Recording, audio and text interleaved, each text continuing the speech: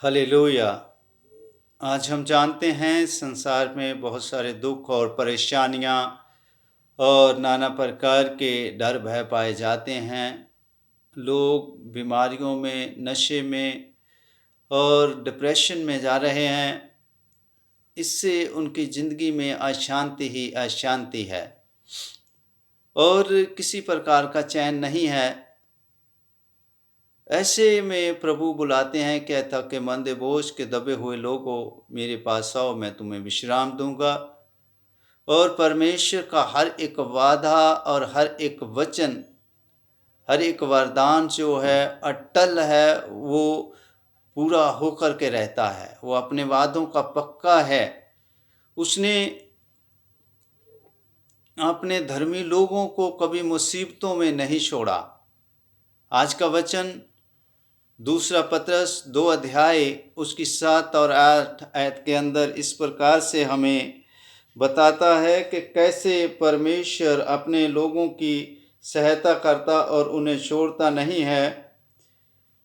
और धर्मी लूत को, जो अधर्मियों के अशुद्ध चाल चलन से बहुत दुखी था, छुटकारा दिया, क्योंकि वह धर्मी उनके बीच में रहते हुए और उनके अधर्म के कामों को देख देख कर और सुन सुनकर हर दिन अपने सच्चे मन को पीड़ित करता था।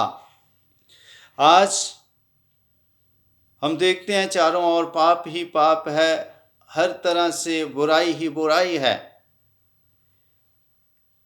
लेकिन जो हम अफवाह सुनते हैं कि दूर कहीं ये बुराई पाई जाती है, बाद में वो हमारे अपने घरों में आ जाती है। चाहे वो नशा हो, चाहे व्यभिचार हो, चाहे लड़ाई झगड़े हो, चाहे बीमारियां हो नाना प्रकार की, वो दूर जहाँ चर्चा सुनते थे, आज वो हमारे घरों तक आ गई हैं। बहुत लोग उनसे ग्रस्त हो गए हैं। उसका कारण क्या है? यहाँ लूत के बारे में बताया है कि जब परमेश्वर सदोम और अमोरा दोनों शहरों को पूरी तरह से नष्ट करने जा रहा था, तब परमेश्वर ने क्या किया? धर्मी लूत को बचा लिया, क्योंकि वो अधर्म के जो केंद्र थे, सदोम और अमोरा, जहाँ पापी लोग थे, व्यभिचार से भरे हुए लोग थे, वहाँ रह कर के उनके कामों से आनंदित नहीं होता था, उनमें लिप्त नहीं होता था, उनके जैसा करता नहीं था। पर क्या करता था? उनके कामों को देख देख करके दुखी होता था और अपने पवित्र मन को क्या करता था? पीड़ित करता था। परमेश्वर ने उसे उनसे छुटकारा दिया, बचा लिया।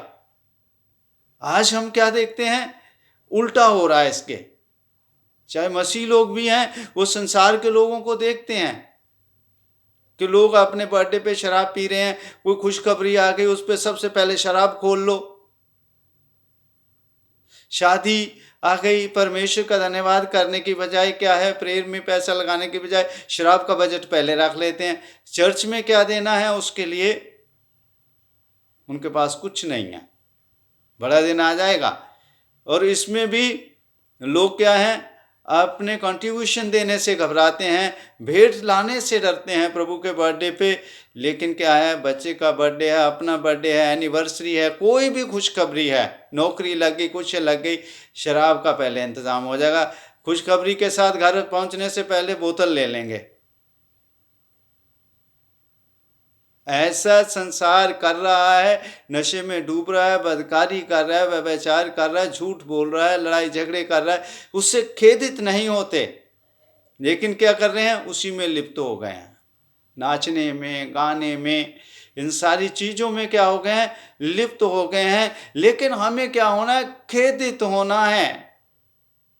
लोगों को छोड़िए, पहले आप और मैं अपने किए हुए पे खेदित हों कि हमने ऐसा किया और मसीह को क्रूस पे चढ़ाया और जब हम अपने गंदे कामों के लिए, अपने नशे करने की आदत के लिए, अपने गाली गलौज करने की आदत के लिए, अपनी बदकारियों के लिए, व्यभिचार के लिए, बुरी संगति के लिए, बुरी नसर के लिए खेदित होंगे, पीड़ित होंगे कि हमने ऐसा किया और परमेश्वर को दुख पहुंचाया है, तो वो हमें धर्मी ठहराएगा। अपने लहू से यीशु धो करके हमारे पापों से हमें शुद्ध कर करके क्या करेगा?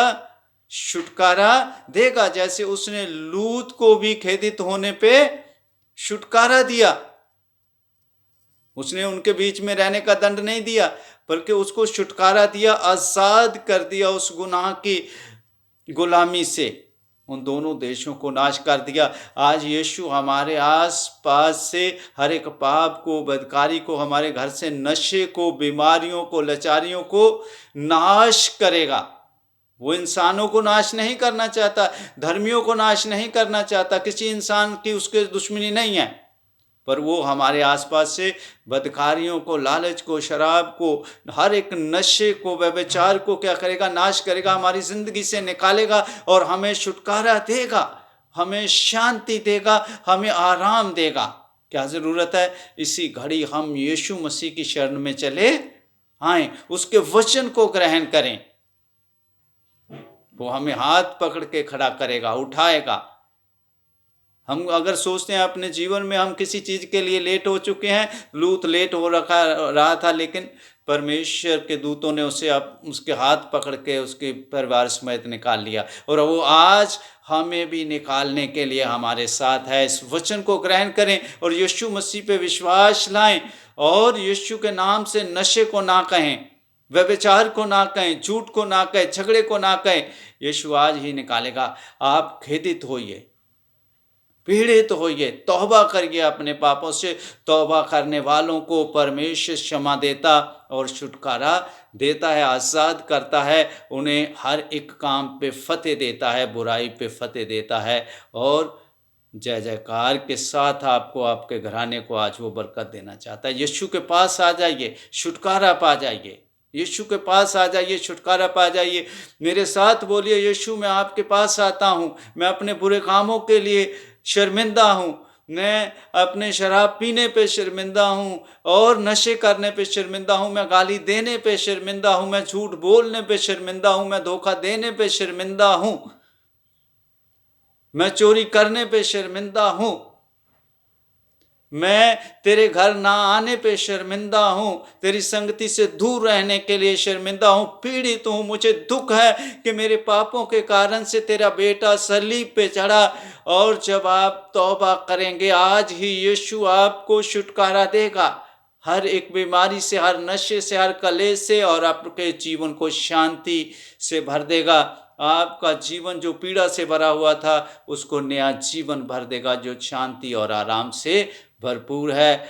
आप मेरे साथ प्रभु को अपना जीवन सौंप दीजिए, वो आपको नया बना देगा। प्रभु यीशु मसीह के लहू की जय हो। आमीन।